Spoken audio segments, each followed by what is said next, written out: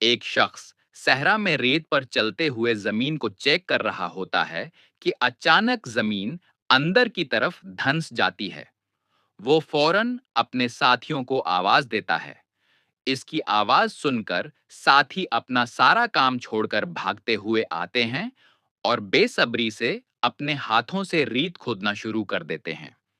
कुछ देर की मेहनत के बाद उन्हें जमीन के अंदर से लकड़ी के तख्ते मिलते हैं। कप्तान फौरन इन तख्तों को हटाने का हुक्म देता है। जैसे ही तख्ते हटाए जाते हैं, सब बहुत प्रामीद होकर नीचे देखते हैं, मगर फौरन ही उनके चेहरे मायूसी से लटक जाता है। वो एक सूखा हुआ कनवा था, जिसमें पानी का कोई निशान तक नहीं था। कप्तान एक पत्थर उठाकर कन्वे में फेंकता है ताकि पानी की आवाज सुन सके, लेकिन कोई आवाज नहीं आती। सबकी उम्मीदें दम तोड़ देती हैं। बिलाल हिम्मत करता है और कहता है कि वे नीचे जाकर चेक करेगा। वो रस्सी के जरिए नीचे उतरता है, लेकिन इसे वहां भी सिर्फ खशक रेत ही मिलती है। उनकी आखिरी उम्मीद भी खत्म होती हुई दिखाई देती है। जैसे ही बिलाल मायूस होकर वापस ऊपर जाने लगता है, इसे पानी के टिपकने की हल्की सी आवाज आती है। वो जल्दी से इस तरफ जाता है तो देखता है कि पत्थरों के बीच से पानी के कतरे टपक रहे हैं। ये उनके लिए जिंदगी की एक नई किरण थी। वो खुशी से चीखकर अपने साथियों को ये खुशखबरी सुनाता है। साथी फौरन अपने बर्तन कैंटीन रस्सी से बांधकर नीचे लटकाते हैं। बिलाल कतरा कतरा करके पानी जमा करता है और जब दो बर्तन भर जाते हैं, तो रस्सी खींचकर उन्हें ऊपर भेज देता है। ऊपर खड़े साथी ये देखकर खुशी से नहाल हो जाते हैं। कप्तान पानी पकड़कर अपने एक साथी को देता है, मगर इसे पीने से रोक देता है क्योंकि बाकी साथी भी प्यासे थे। ये उनके नज्म, वे जब्त और भाईचारे की एक अजीम मिसाल थी। इसके बाद वो सब मिलकर अपने फौजी टैंक की मरम्मत शुरू कर देते हैं।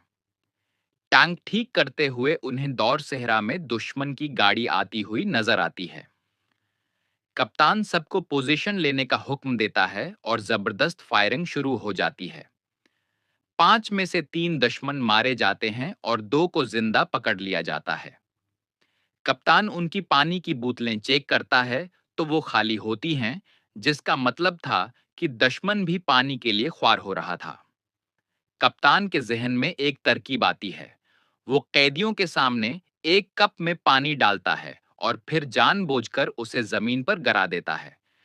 प्यास से तड़पते कैदी ये देखकर पागल हो जाते हैं और उनमें से एक अपने ग्रुप का राज अगल देता है।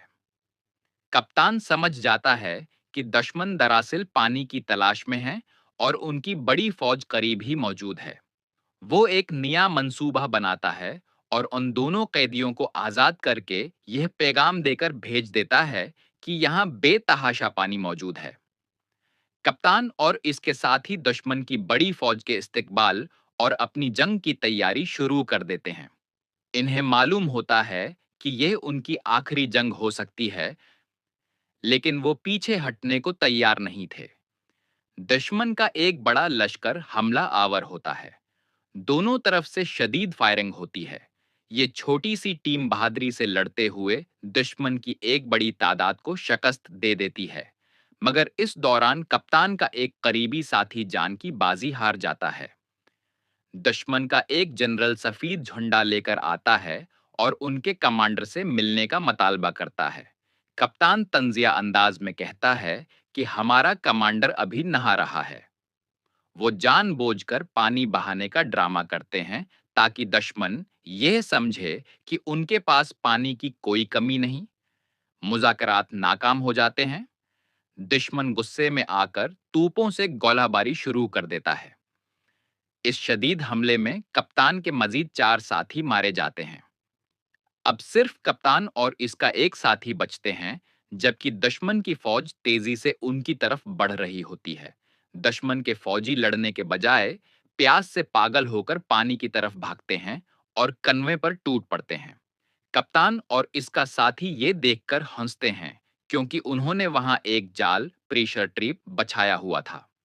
दुश्मन का सारा ध्यान पानी पर होता है और इस तरह वो दो लोग दुश्मन के तमाम हथियारों पर कब्जा कर लेते हैं और तकरीबन 100 फौजियों को कैदी बना लेते हैं।